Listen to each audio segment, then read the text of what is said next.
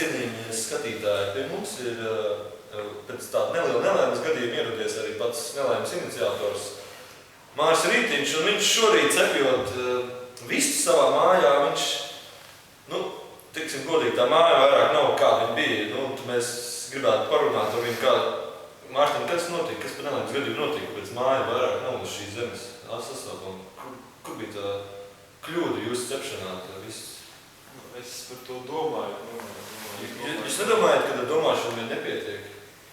Jā, varbūt jums ir taisnīgi. Ziniet, man jau likās no paša sākuma, ka tas origami ir kaut kāds iepelējis. Es biju domājis, varbūt jūs varētu mainīt savu pavāru metodu un neizmantot vairāk tās bīstamās sprākstos.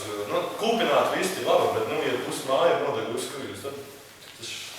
Bīstamās sprākstos? Ko jūs runājat? Es neizmantoju bīstamas sprākstos. Labi, varbūt, pagaidiet. Nē, jūs esat kaut ko pārprats. Redziet, es neizmantoju gāzes plītis.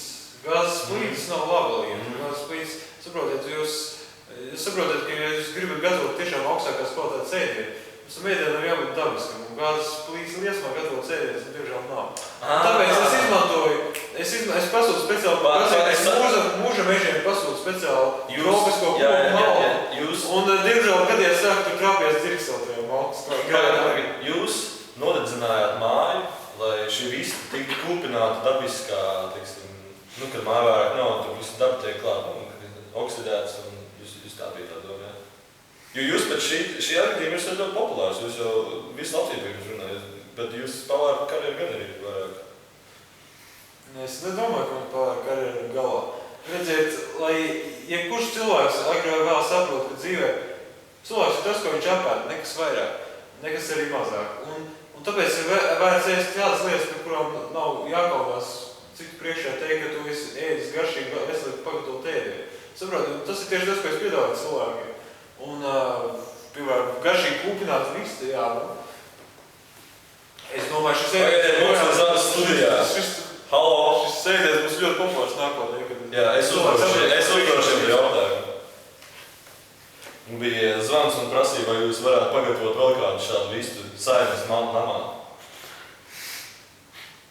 Saeimas namā.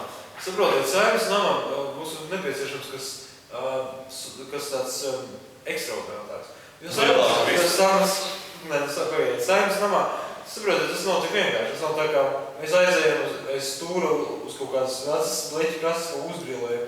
Saeimā jau pēc protokola ir nepieciešams augstas kvalitātes ēdiens. Un tādu mēs varam, protams, arī gatavot. Jā, mēs varam piedāvāt omāru salātus, mēs varam piedāvāt Cēzara salātus, mēs varam piedāvāt tunča salātus, mēs varam piedāvāt arī bomžu salātus. Jā, un ar šo mēs beigsim šo ekskluzīvo interviju ar Mārtiņu Rītiņu. Tam jau vairs nav nozīmes, jo viņa karjeru, diemžēl, jau beigsies. Visi līgumi jau ir atcelti ar viņu. Un mēs turpināsim interviju. Ko jūs runājat, cienījies? Par ko jūs runājat?